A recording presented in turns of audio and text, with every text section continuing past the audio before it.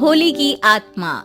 बचपन से शहर में रहने वाला मनोज इस साल होली की छुट्टियों में अपने गांव दुर्गापुर वापस आता है, जहां उसे देख पूरा गांव खुशी से झूम उठता है। जब गया था तब इतना सा था और अब देखो कितना बड़ा हो गया है।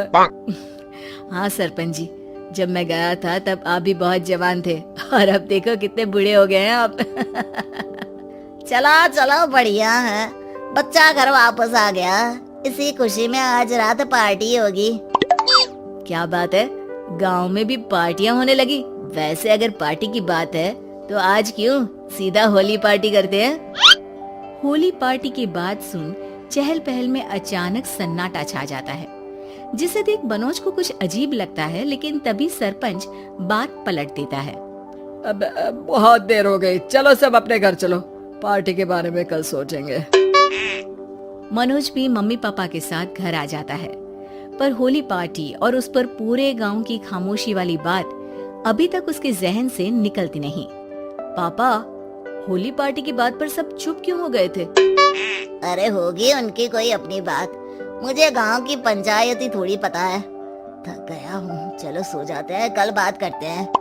पापा की बात मानते हुए मनोज भी सोने चला जाता है।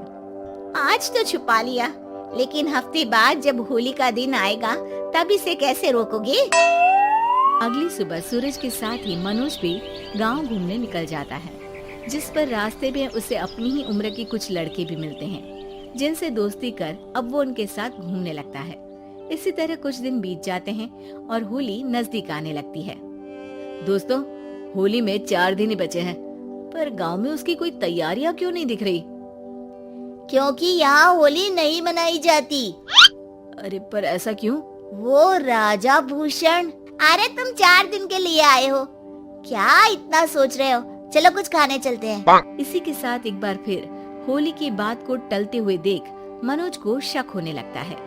वो घर पहुंचते ही इंटरनेट पर अपने गांव और राजा भूषण के बारे में जानकारी निकालने लगता है। क्या? मुझे आज तक ये नहीं पता था। ऐसा कैसे? किसी ने मुझे कुछ बताया क्यों नहीं? सारी जानकारी लेने के बाद मनोज गांव वालों या अपने मम्मी पापा से कुछ पूछे बिना खुद ही उसकी सच्चाई के बारे में छानबीन करने लगता है, जिसके चलते वो राजा भूषण की हवेली में पहुंचता है। वाह, क्या हवेली है यार। पर क्या यहाँ सच में कोई भूत है? हेलो भूत जी, कोई है क्या? हम इस साल गांव में होली सेलिब्रेट कर रहे हैं, क्या आप उस पर थोड़ा इंटरव्यू देंगे? मनोज के ऐसा बोलते ही गांव में तूफान उठ जाता है और हवेली में रखी सारी चीजें हिलने लगती है। एक अदृश्य शक्ति मनोज को धक्का देकर हवेली से बाहर निकाल दरवाजा बंद कर लेती है। ये सब देख मनोज हैरान रह जाता है। क्या अभी मुझे हवा ने धक्का देकर बाहर निकाल दिया? मेरे होते हुए इस गांव में कभी होली नहीं मन सकती, इसलिए दोबारा ऐसी कोशिश भी मत करना, अंजाम बुरा होगा। आवाज सुन मनोज हैरानी से इधर उधर देखने लगता है, पर उसे कोई दिखाई नहीं देता। वो गांव वापस आ जाता है, जहां तूफान की वजह से सब कुछ तहस महस हो चुका होता है। आखिर ये तूफान आया कैसे?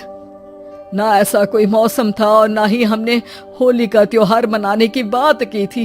सरपंच की बात पर कोई रिएक्शन दिए बिना मनोज चुपचाप अपने घर चला जाता है। इस तरह देखते ही देखते होली का दिन भी आ जाता है और मनोज रंग लेकर गांव में निकल जाता है, लेकिन गांव पूरी तरह खाली होता है।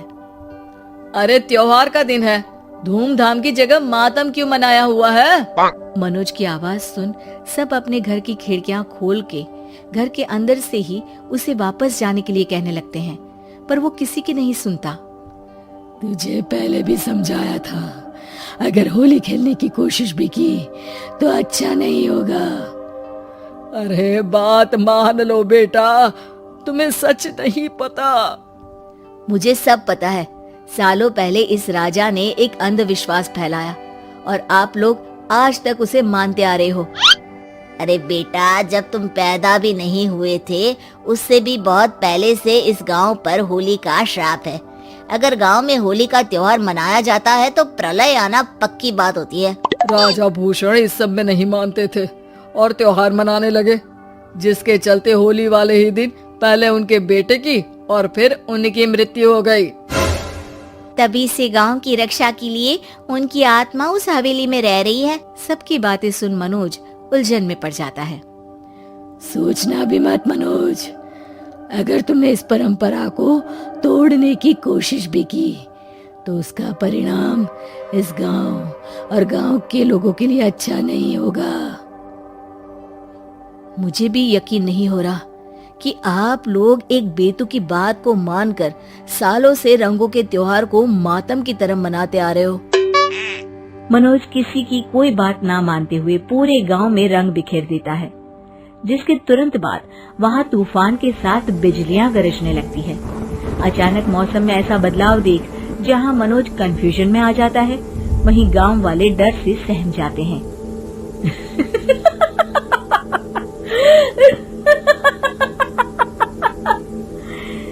इस लड़के ने हमारे जैसे सिर्फ अपने स्वार्थ के लिए नहीं बल्कि पूरे गांव की खुशियों के लिए यहाँ होली मनाई है, जिस वजह से अब इस गांव पर होली का श्राप टूटता है।